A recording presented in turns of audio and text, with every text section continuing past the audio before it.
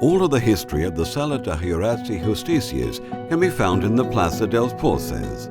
Dating from the early 17th century, the building represents a period of economic and social growth in the town.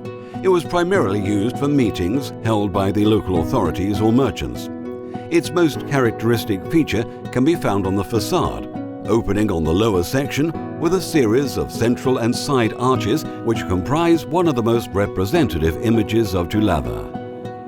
The central balcony and lateral windows define the simplicity and practicality of this public building, with its links to political power in the municipality and the institutions of the Kingdom of Aragon.